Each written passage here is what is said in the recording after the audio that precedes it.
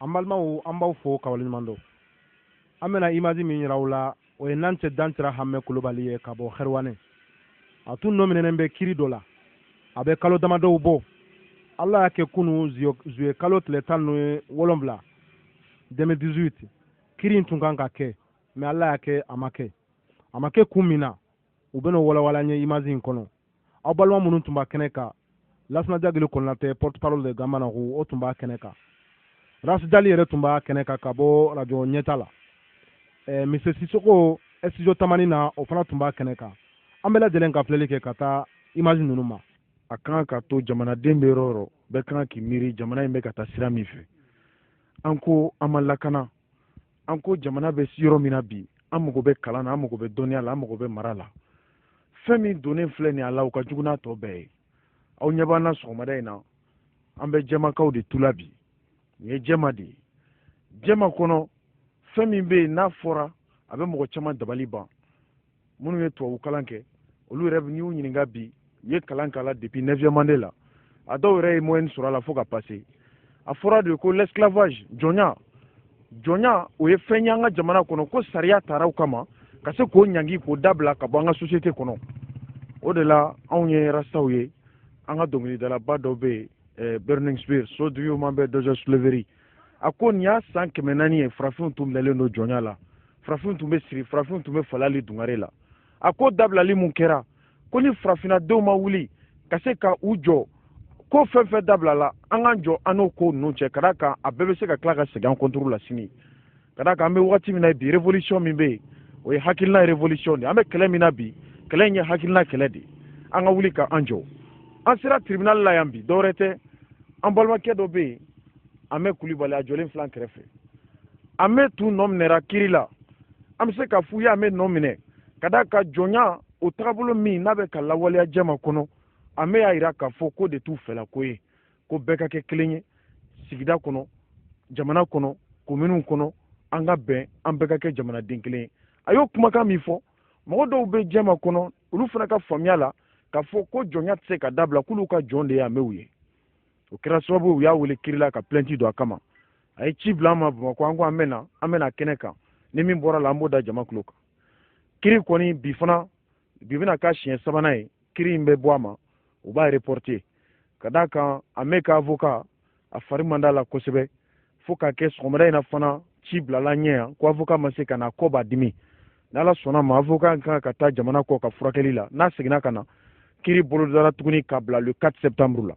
septembre kalo kile nani o te dore kadaka utu kalo kadam no kile folo foka te o kile ban o e maïsra ni juju ni criticala o fana ka congé donc kiri fla de betige kalo kono o kiri fla betige kalo kono ni mi fratika kiri ka ko la o be to ta kan donc le 4 septembre ambo makono no sera ame sege tuguni kana jama kono ya na ya suro jonya jamana mali jamana ya interdit o ko jamana dendo nomnero o ko kelena o nama foro kan to na me frajonka nous sommes des républicains, nous sommes des légalistes, nous sommes des démocrates. Ambeko ambe jamana sariako. Ambeko jamana beta srami fa ambeko. Ministre de la Justice Klobe Anna, ministre minka bara nyashiro ndo arama donka la kanama, ministre de la Sécurité intérieure Klobe Anna kadaka obseka ambe bona nina nikama. Ministre minka bara nyashiro ndo droit de l'homme. Noko droit de l'homme ka chakeda munumbe frafina jien kono fambe ni mali e mamuru ala ni mali be war sara sangosa olu Klobe Anna jema kono bi naman koloshi. Komi meka kanga jamana kono ko bena ke jema nye alerti de aubeka bla aubeka note kabla ko bena ke jema na mawuli kanjo kani kele obena jugani je ko be ame ikon be ya kiri kon tigara ansera ya noko ere ka impression be togodi bi kiri tele ko impression be chogo munna amaloya be mine bimbe joyoro munna ka fo anga nin jamanai mali ko jombe mabulo mallaya bi modibo wolo la jamana min kono na fora ko o jamana ko jombo bolo ate fansi la bi ni maraka ute kata diboli kata bla dugu wolongu la maraka dugu kelente jonte dugu munna ote anka kele kunye ninde alla benendo akama amma marfata ante marfata o tan kono folo amma muruta ante muruta amma jeleta amma gote jelela amma go be minna égalité min fora indépendance nyini tuma ka fambe de kelenye nini mao ma te nyogon furu na samba kelen kaute kelenye kuma mbambolo ka fo mawiye o yeninde jonya a nyonya nabi musow tɔɔrɔlen do denmisɛnninw tɔɔrɔlen do an tɛ maa ta tɔgɔ ma mɛ k'aw to nin baara in na an na yɔrɔw yira aw la jɔnmuso mana kɛ du kɔnɔ i bɛ don a kan dɛ a cɛ t'a dɔn su fɛ dɛmɛ tile fɛ a ta tɛ a yɔrɔw bɛ jamana in kɔnɔ n bɛ k'a fɔ maliyɛnw de cɛla n bɛ k'a fɔ minnu cɛla yan nɔ u b'a dɔn n bɛ ka min fɔ ni nkalon don u bɛ ni tiɲɛ de don n'i y'a fɔ Bamakɔ maa tɛ da la n'i y'a fɔ Kayi maa tɛ da la an ka nin mara in kɔnɔ i bɛ se ka taa so sisan ka taa dɔ sɔrɔ jɔnmuso dɔ kan c'est-à-dire jɔndu furubadu de don i mana waleya o waleya kɛ i n'a ka kan anw tɛ nkalon siri maa na dɛ an tɛ maraka fana dégarder maa minnu bɛ cotisation na ko a tɛ bɔ a la an b'a fɛ k'a yira olu de la an y'a daminɛ wa an tɛ segin kɔfɛ an tɛ jɔnya la bi an tɛ jɔnya na sini an tɛ mugu ci an bɛ jamanatigi alerte a k'i labɛn ka nin ko in ta sérieux n'a ma ta sérieux n'a labana min na bɛɛ lajɛlen bɔra a kalama aw n'a kun ye dɛ bɛɛ ka bɔ nin kalama wa kuma min bɛ ne kɔni bolo k'a fɔ aw ye n'an ca dancira ha mɛ wolola xeriwane de n fa ye daba kulubali ye n ye xeriwane notable ye ni ma dɛsɛ n b'a fɛ ni ala bɛ n fa kan fa xeriwane de mɛ n tɛ n sa yɔrɔ dɔ parce que ni nin ma ba dugu o dugu ni man kan bɛ n bɛ taa ye kuma min bɛ n bolo k'a fɔ aw ye o ye nin de ye aw ni ce aw ni baraji i ye min fɔ sisan égalité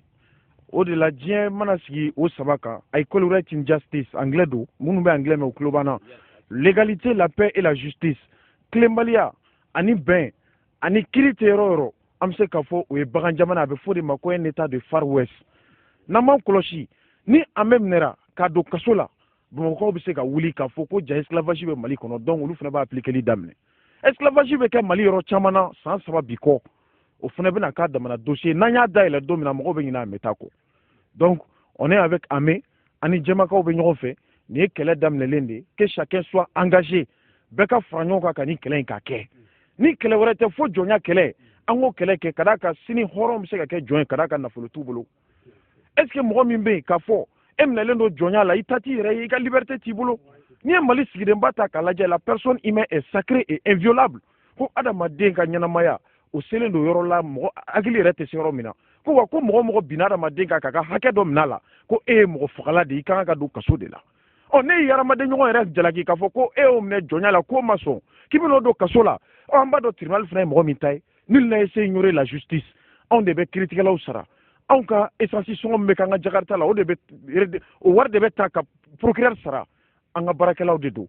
o de y'a to kiiri tigɛra bonya kɔnɔ a tigɛra karama kɔnɔ mɔgɔ ma mankan kɛ an b'a dɔn hali ni kiiri in bolodara ka bɛn san 100 ma an bɛ na nin kiiri kelen bɛ kɛ dɛ ni nin kiiri kɛra on va demander à qui des droits que du ministre de l'administration territoriale que le ministre de la justice que du ministre des droits de l'homme u bɛɛ k'u ka responsabilité ta kɛlɛ kɔnɔ ka d'a kan jamana ɲɛmɔgɔ sigi o bɛ sen na mais min bɛ jɛmakaw ni kan bi o ye esclavage kɛlɛli ye n'ala sɔnna ma esclavage in bɛ kɛlɛ ala ka 4 septembre ala k'o yira an na le 4 septembre o ye kunnawolo don y'an ka jamana kɔnɔ jamana ɲɛmɔgɔ sigi don o kan ka kɛ le 4 septembre na anw ma fili n'a sigira don min na anw bɛna an ka kiiri tigɛ ka d'a kan anw ka kiiri nin kiiri ka bon an ma ka tɛmɛ jamana ɲɛmɔgɔ sigili kan o de la ala b'a fɔ kumakan dɔ la ko mɔgɔ o mɔgɔ n'i ye fɛn natɔ ye n'a bɛ se ka dankari hali silamɛya la ni limaniya dɔɔni b'i la wuli i ka don i n'a cɛ gara da n'o kɛra nin bɛ komi ala bato di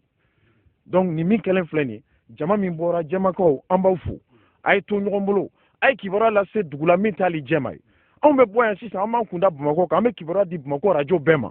an bɛ kibaruya bɔ bamakɔ journal bɛɛ la bɛɛ ka kibaruya k'a fɔ min bɛ ka kɛ jɛma kɔnɔ ko tɛ bi wa ko tɛ sini procureur ko nin kiiri n bɛ min fɔ aw ye nin ka avocat sirannen don an ɲɛ min y'a wele o ka avocat sirannen don an ɲɛ ka d'a kan ni nin dégénéré la a bɛ komi manɔgɔ ni manɔgɔ tilali la a tɛ sɔrɔ bilen ɔ n'i ye manɔgɔ minɛ ni ɲinti a bɛ bɔ f'i ka manɔgɔ minɛ ni jɔ de ne b'a dɔn ni nin dégénéré u bolo yan mali fan bɛɛ bɛna santi ko esclavage bɛ mali la anw yɛrɛ bɛna yɛlɛ radio sanfɛ n'o kɛra jamana ɲɛmɔgɔ yɛrɛ bɛ ta otage la a bɛ ɲininka keyitaw bɔra min keyitaw danbe ye jɔn ye jamana ɲɛmɔgɔ min bɛna le 4 septembre i bɛ taa sɔrɔ dɔw fana bɛ a réclamer k'olu ka jɔn don donc n'o kɛra jamana ɲɛmɔgɔ bɛ bila dɔ ka balan kɔnɔ nin de tun b'an bolo k'a lase aw ma maliyɛnw aw bɛ diɲɛ fan o fan aw bɛ k'an lajɛ an b'aw fo ka waleɲuman dɔn 4 septembre an bɛ ɲɔgɔn sɔrɔ yan la vie ou la mort la république vivra vive la république du Mali vive les droits vive l'équité la transparence la justice est au-dessus de tout mais le peuple est souverain kuma bɛ ba yan ala ka tile yɛrɛ d'an ma